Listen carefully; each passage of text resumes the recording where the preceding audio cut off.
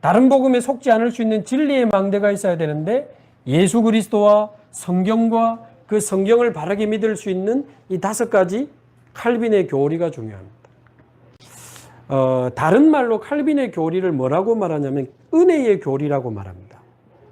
하나님이 우리를 선택하셔서 은혜 주시고 믿음도 선물로 주셔서 믿어지는 은혜를 우리가 받았는데, 알미니안주의는 뭐라고 하냐면 그게 아니고 우리가 믿을 거를 하나님이 아시고 우리를 예정해서 구원했다라고 말해요.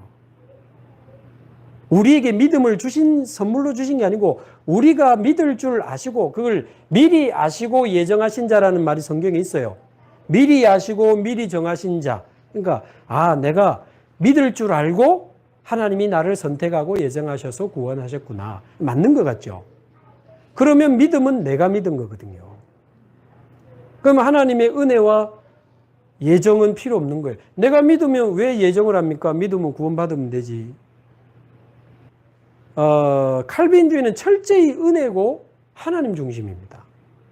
근데 알미니아는 맞는 말 같은데 자세히 들어보면 그 신인 합작설이라는 말이 있어요. 내 믿음과 하나님의 은혜가 합해져서 구원받는다는 거예요. 결국은. 우리가 믿어야 구원받잖아요. 맞는 것 같거든. 근데 신앙생활을 하면 할수록 처음에는 약간 이제 이 알미니안주의도 맞는 것 같은데 시간이 가면 갈수록 칼빈주의가 맞아요. 저는 신학자도 아니고 신학 논쟁을 할 마음은 없고 신학 논쟁할 실력도 없어요. 근데 저는 제가 지금 이걸 정리하는 거는 말씀이 자꾸 나오니까 정리를 해드리는 거고, 그러나 제가 신학적인 어떤 설명을 하려고 한다기보다는 그냥 한 사람의 예수 믿는 사람으로서 저는 이게 믿어지고 더 은혜가 되고 더 힘이 나고 이게 맞다고 생각하기 때문에 이렇게 나누는 겁니다. 자, 첫 번째. 인간의 전적 타락입니다. 말하자면 하나님이 인간을 하나님의 형상대로 창조했는데 창세기 3장에 사단에게 속아서 아담과 하와가 죄를 짓고 하나님을 떠나면서부터 인간은 완전히 타락해버렸다. 성구 많이 안 쓰겠습니다. 안 헷갈리도록. 에베소서 2장 1절에서 3절. 하나님 떠나서 어떤 상태가 됐냐? 허물과 죄로 죽었던 너희. 죽어가더니 아니고 죽었던 너희를 살리셨도다. 하나님 떠나서 영이 죽어버린 겁니다. 마음은, 생각은, 내 삶은 2장 2절 공중권세 잡은 자를 따라가면서 완전히 마귀 종노릇하는 상태. 나를 위해, 돈을 위해, 성공을 위해 정신없이 살다가 안 되니까 칼 들고 설친다 그 말이에요. 그게 그 사람의 마음과 생각이 이미 하나님을 떠나서 영이 죽은 상태이기 때문에 그 마음과 생각이 선할 수가 없어요. 알미니안주의자들은 뭐라고 하는 줄 압니까? 부분적으로 타락했다라고 말합니다. 하나님을 떠나서 타락은 했지만 그 사람 속에 스스로 하나님을 깨닫고 믿고 만날 수 있는 선한 능력이 있다고 이야기를 해요. 그래야 인간이 믿고 하나님이 은혜 주시는 거 아닙니까? 이 맞물려 있는 거거든. 근데 과연 인간이 스스로 하나님을 깨닫고 믿고 만날 수 있느냐? 성경은 하나님 떠나자마자 영이 죽었고 마음 생각은 완전히 공중권세 잡은 자 종노릇하면서 3절 본질상 진노의 자녀가 되었다고 말합니다. 말하자면 하나님 떠나서 원죄를 가지고 영이 죽은 상태로 요한복음 8장 44절 너희는 너희 아비 마귀에게서 났으니 마귀의 자녀로 누가복음 16장 19절 부자 죽자마자 지옥 갔습니다. 지옥 배경 속에 갇혀버린 거예요. 다시 정리합니다. 하나님을 떠나서 원죄를 가지고 영이 죽은 상태로 마귀의 자녀가 되어서 지옥 배경에 갇혀버린 상태가 하나님 떠난 사람의 상태입니다. 이거는 인간의 전적 타락, 다른 말로 전적 부패. 말하자면 영만 타락하고 마음 생각은 선하고 그게 아니라 그 말이에요. 영혼, 마음, 육신, 삶 전체가 하나님을 떠나서 완전히 타락해버리고 부패해버리고 과연 스스로 하나님께로 돌아갈 능력이 있느냐? 없다라고 해서 다른 말로 전적 무능력이라고도 합니다. 돌아갈 힘이 없어. 하나님 떠나 있는데. 죄를 해결해야 돌아가는데 내가 어떻게 죄를 해결합니까? 영이 죽어 있는데 죽은 자가 어떻게 움직입니까? 영이 죽어 있는데. 마귀의 자녀, 마귀를 이길 자 있습니까? 지옥 배경에서 벗어날 자 있습니까? 단언코 없습니다. 저는 아무리 생각해도 이게 맞아요.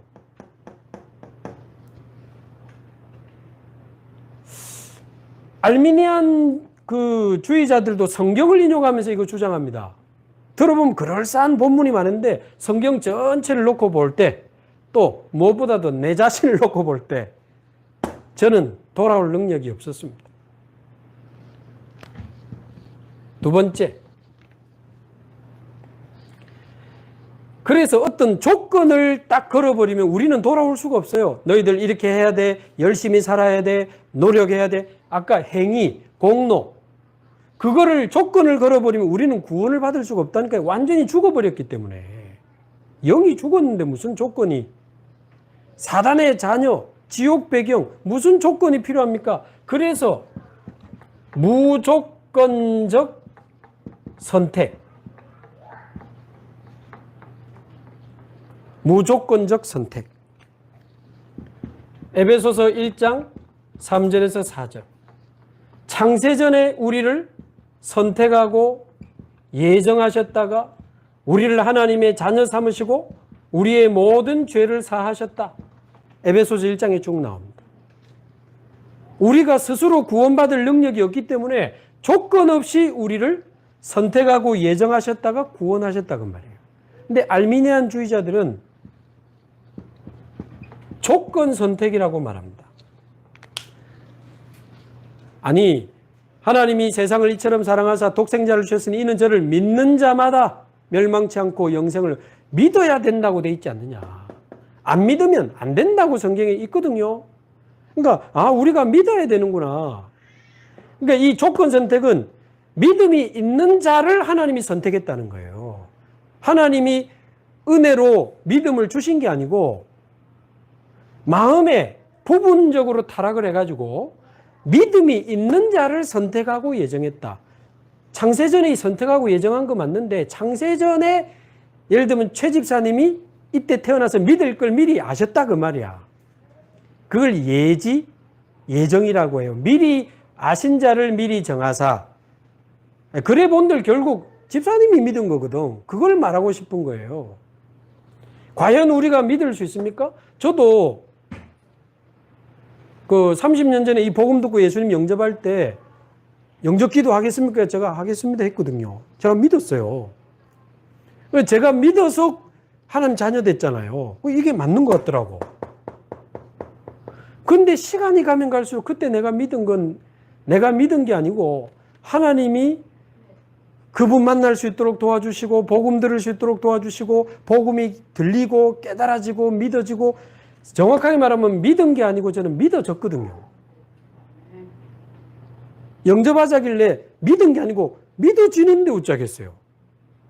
그래서 저는 하나님이 에베소서 2장 8절 9절 그 은혜를 인하여 믿음으로 말미암아 은혜를 주셔서 우리가 믿음으로 받은 거지.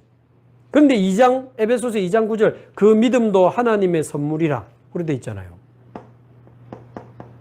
그래서 우리가 믿은 것도 아닙니다. 그래서 정확하게 말하면 믿음으로 구원받는 게 아니고 은혜로 구원받는 거예요.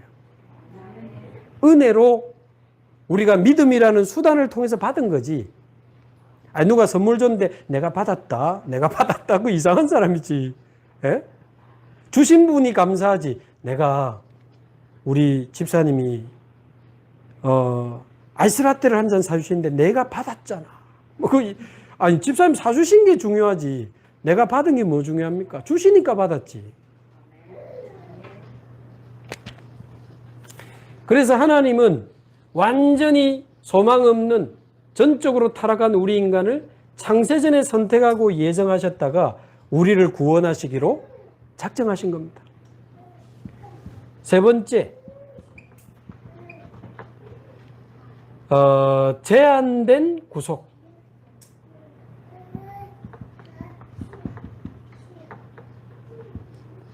이거 가지고 말이 많습니다.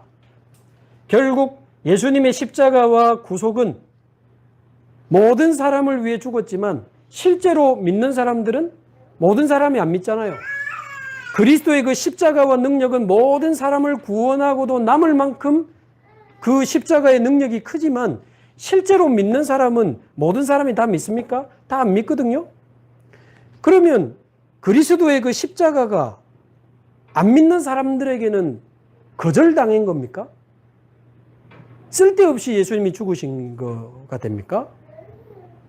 그러면 거절당한 선택, 거절당한 예정, 거절당한 구속이 돼요. 그럼 예수님은 과연 누구를 위해 죽으셨느냐? 미리 선택하고 예정하신 자를 위해 죽으시고 그 십자가의 구속은 조금도 부족함 없이 미리 선택하고 예정하신 자를 구원하기에 완벽했고 완전했고 능했습니다. 자, 근데 여기서 사람들이 왜 조금 의구심을 많이 가지냐면, 아니, 그러면 하나님이 누구는 구원하고 누구는 왜 구원하지 않느냐? 불공평한 거 아니냐? 말하자면 하나님의 속성과 성품과 능력을 오히려 훼손시킨다고 생각을 해요. 이 제한된 구속이. 근데요, 이 알미니안주의자들은 보편적 구속을 주장하거든요.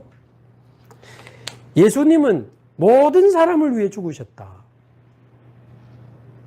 그러나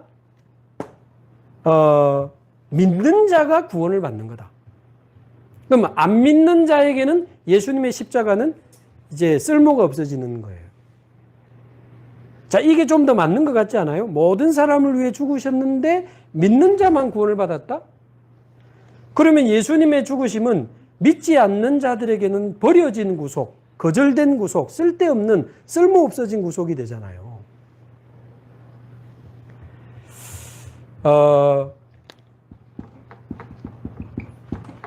마태복음 1장 21절, 예수님이 태어날 때 하나님이 천사를 보내서 직접 주신 내용입니다. 아들을 낳으리니 이름을 예수라 하라. 이는 그가 누구를? 자기 백성을 저희의 죄에서 구원할 자이라 하십니다. 선택하신 자를 위해 죽으셨고 부활하셔서 하나님이 선택하시고 예정하신 자는 다 구원하셨습니다.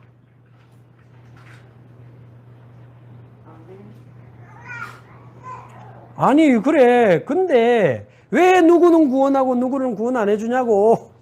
불공평한 거 아닙니까? 전에 말씀드렸죠. 공평하게 하는 거는요, 창세기 3장 이후에 모든 사람이 멸망하고 지옥 가는 게 공평한 거예요. 그게 공평한 거라니까요. 다 멸망받고 지옥 가야 되는데 하나님이 누군가를 미리 선택하고 하나님의 절대 주권적인 은혜와 그 사랑 속에서, 하나님의 절대 주권적인 은혜와 사랑 속에서 누군가를 선택하고 예정하셨다가 그들을 위해 죽으시고 그들의 구원을 완성하셨단 말이에요.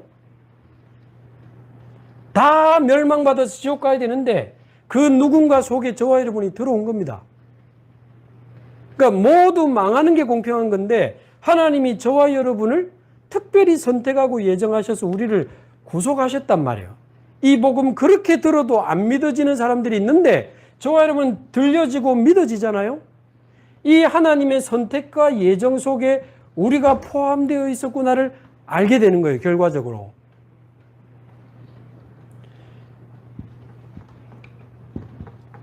그걸 보고 은혜라고 하는 겁니다. 은혜. 그러면 이왕 선택하실 거 좀 훌륭한 사람 있잖아요. 좀 인격도 훌륭하고 좀 똑똑하고 잘하고 그런 사람 구속하시지, 선택했다 구속하시지 왜 저를 구속하실까? 저는 30년째 답을 못 찾고 있습니다. 왜 저를 선택하시고 왜 저를 구속하셨는가? 왜 나를 위해 죽으셨는가? 왜 나를 사랑하셨는가에 대해서 저는 30년 질문해 봤는데 제 안에서는 이유를 못 찾았어요. 여러분 자신 있어요? 저는 30년, 50년 전 인생을 놓고 제 안에 주님이 저를 선택하고 예정하셨다가 구속할 만한 자격을 저는 아직까지 못 찾았어요. 이 정도면 나는 좀 믿을만, 구원받을만 하지 않나? 아직까지 못 찾았어요. 요거밖에 답이 안 나옵니다. 오로지 하나님의 은혜입니다. 그래서 아까 말씀드렸지만 칼빈의 교리를 그래서 은혜의 교리라고도 부르는 겁니다.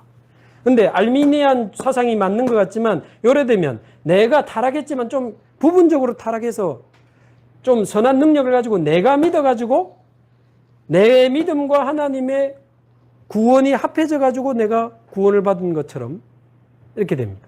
완전 사람 중심으로 바뀌게 되는 거예요.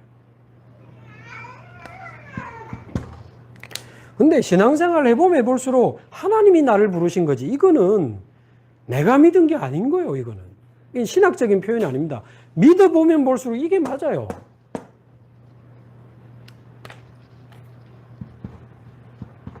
네 번째, 그래서 하나님이 구원하실 자를 부르실 때 은혜를 주시는데 그 은혜가 임하고 성령의 역사가 임할 때 그 하나님이 부어주시는 은혜를 막을 자가 없다.